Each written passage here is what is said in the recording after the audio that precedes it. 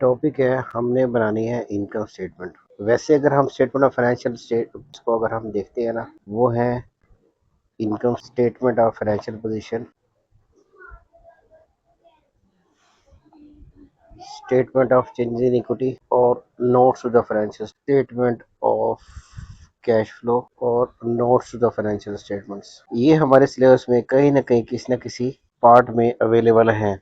Statement of financial position हमने as में भी पढ़ी है, लेकिन अब ये है कि अगर हमने बनानी भी है ना, तो उसमें रिवीजन है। कुछ आई स्टैंडर्ड ऑलरेडी बने हुए हैं, फाइनेंशियल पोजीशन बनी है, उसमें कुछ चेंजेस हैं, वो हमने करनी है। Statement of change in equity already हम पढ़ चुके हैं एएस में।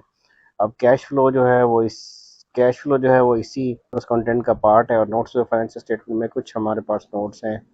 फॉर एग्जांपल जैसे हमारे पास आईएएस है, उसमें अगर हमें नोट देना पड़े, या फिर हमारा आईएएस 16 का अगर कोई नोट या शेड्यूल बनाना पड़े, तो अब हम सबसे पहले देखते हैं कि इनकम स्टेटमेंट है अगर आईएएस 1 के अकॉर्डिंगली बनानी है तो कैसे बनेगी। इनकम स्टेटमेंट का बेसिक फॉर्मेट वही है कि company name, income statement for the year ended. सबसे पहले हमने सेल्स लेनी है, लेस करना है हमने कॉस्ट ऑफ सेल। अब कॉस्ट ऑफ सेल जो हमने माइनस करना है ना, तो इसको हमने लेकर जाना है वर्किंग में। वो जो हम कॉस्ट ऑफ सेल निकालते हैं, ओपनिंग स्टॉक, चाहे वो फिनिश गुड्स का हो या ट्रेडिंग एक्टिविटी है उसका हो, opening stock plus purchases plus अगर कोई कैरेज एक्सपेंस है माइनस क्लोजिंग स्टॉक, तो नेट रिजल्टेंट जो कॉस्ट ऑफ सेल आएगी ना, यही आपने कॉस्ट ऑफ सेल यहाँ रिकॉर्ड करनी है। Sales less cost of sale, तो आपके पास आ जाएगा ग्रॉस प्रॉफिट। इसमें ऐड करना है आपने अदर इनकम, फिर लेस करने हैं आपने ऑपरेटिंग एक्सपेंसेस। अब जो ऑपरेटिंग एक्सपेंस है उसको भी हम वर्किंग में ले जाएंगे।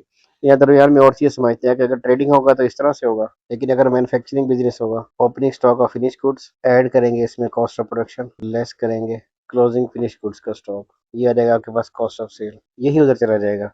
अब इसमें एक चीज़ ये है कि सम टाइम जो है ना, ओपनिंग स्टॉक और क्लोजिंग स्टॉक अगर नहीं दिया हुआ ना, उसके साथ वर्ड लिखा हुआ है increase in stock. Basically increase का मीनिंग स्टॉक क्लोजिंग का होता है। से अगर ओपनिंग था 100 तो क्लोजिंग अगर था 120, तो ये जो है ना 20, ये 20 से क्लोजिंग स्टॉक इंक्रीज हो गया। तो इस इंक्रीज की ट्रीटमेंट क्या होगी कि यहाँ पर हमने उसको यहाँ से लिखना होगा increase in stock as a deduct value आएगी, चाहे वो मैन्युफैक्चरिंग बिजनेस में हो या ट्रेडिंग बिजनेस में हो।